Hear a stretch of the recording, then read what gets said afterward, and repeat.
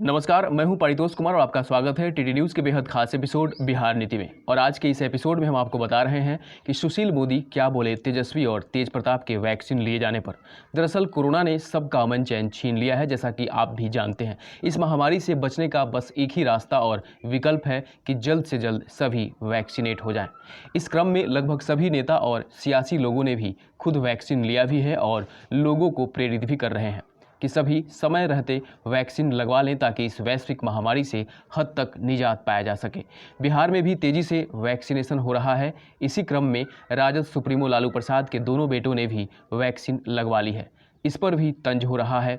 दरअसल राज्यसभा सदस्य सुशील कुमार मोदी बुधवार को जारी एक बयान में कहा है कि अच्छी बात है कि विधानसभा में नेता प्रतिपक्ष तेजस्वी यादव और उनके बड़े भाई तेज प्रताप यादव ने काफ़ी देर से ही सही लेकिन कोरोना का टीका ले तो लिया है। अब दोनों भाइयों को राजनीतिक बातें भूलकर पिता लालू प्रसाद और माता राबड़ी देवी को भी टीका लगवाने के लिए तैयार करना चाहिए। उन्होंने कहा कि यदि लालू ने टीका लिया है तो यह जानकारी सार्वजनिक की जानी चाहिए ताकि राजद के लाखों समर्थकों को टीका लेने की प्रेरणा मिल सके। आपको बता दें कि आगे सुशील मोदी ने कहा कि टीकाकरण को लेकर लोगों का भ्रम दूर करने में लालू परिवार सकारात्मक भूमिका निभा सकता है। उन्होंने दोनों भाइयों को नसीहत भी दी है। कहा है कि तेजस्वी और तेज प्रताप यादव यदि निजी अस्पताल के बजाय एम्स, IGIMS या किसी अन्य सरकारी स्वास्थ्य केंद्र में कोरोना के टीके लिए होते तो जनता के बीच एक अच्छा संदेश जाता। बता दें कि तेजस्वी एवं उनके भाई तेज प्रताप ने पटना के मेदांता अस्पताल में स्पुतनिक वैक्सीन जिसने रूस ने बनाया है उसे उन्होंने लिया है। वहीं उप मुख्यमंत्री ने तेजस्वी पर तंज कसते हुए कहा कि तेजस्वी यादव को बोलने की आदत है, वे बोलते रहते हैं लेकिन इससे कोई फर्क नहीं पड़ता।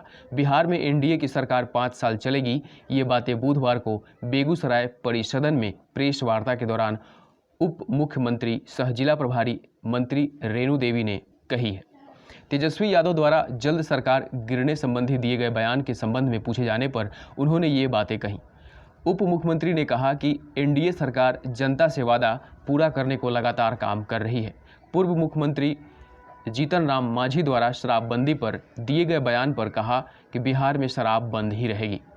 खैर, सरकार बंदी से लेकर कई ऐसे मुद्दे हैं जो सरकार एक तरफ सपोर्ट कर रहे हैं तो एक तरफ शराब के माफियाओं के पकड़े जाने पर खिल्ली भी उड़ाए जा रहे हैं, क्योंकि शराबबंदी सिर्फ कहने को है। हाँ, ये बात और है कि पकड़े जाने पर कार्रवाई सख्त है, लेकिन इनका डर इससे जुड़े आरोपियों पर क्यों नहीं हो रहा है, यह भी एक बड़ा प्रश्न है। अब देखना यह है कि बिहार सरकार द्वारा किए जा रहे सभी मुद्दों पर कार्रवाई कितनी सफल होती है। और अभी सबसे अहम हमारे बीच कोरोना से जंग है, जिसमें सरकार की भूमिका कितनी मजबूत होती है, यही हमें देखना है। फिलहाल आज के बिहार नीति एपिसोड में इतना ही। आप देखते रहें टीडी न्यूज़। नमस्कार।